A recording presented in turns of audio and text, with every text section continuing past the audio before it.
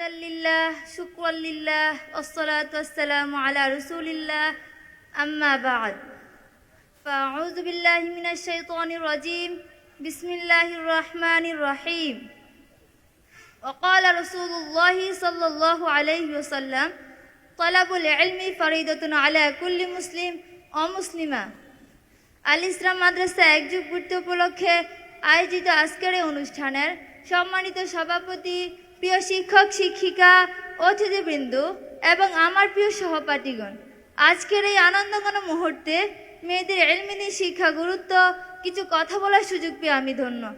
প্রিয় উপস্থিতি, ইলম মানে শুধু জ্ঞান নয়, ইলম হলো অন্তরের দীপশিখা যা অন্ধকারকে দূর করে আলোয় ভরিয়ে দেয়।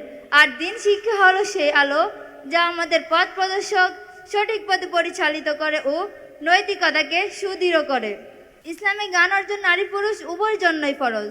নবী করিম সাল্লাল্লাহু আলাইহি ওয়াসাল্লাম বলেছেন, তালাবুল ইলমি ফরিদাতুন আলা কুল্লি মুসলিম ও মুসলিমা, জ্ঞান অর্জন প্রত্যেক নর ও নারীর জন্য ফরজ। ইতিহাসের পাতা উল্টালে দেখা যায় আম্মাজান হযরত আয়েশা রাদিয়াল্লাহু তাআলা আনহা ছিলেন এক অনন্য আলেমা।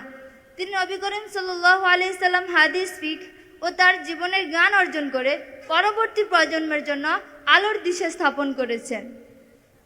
প্রিয় উপস্থিতি, বর্তমান যুগে মেয়েদের ইলমি শিক্ষা কেন এত জরুরি?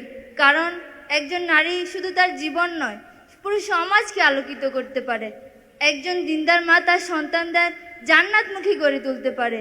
একজন দিনে শিক্ষায় আলোকিত নারী পরিবারের কল্যাণ, সমাজের নৈতিকতা ও জাতির জন্য এক অনন্য প্রেরণা। সুতরাং মেয়েদের ইলমি শিক্ষা গুরুত্ব কেবল ব্যক্তিগত নয়, বরং এটি সমাজ ও জাতির জন্য এক অনন্য প্রেরণা।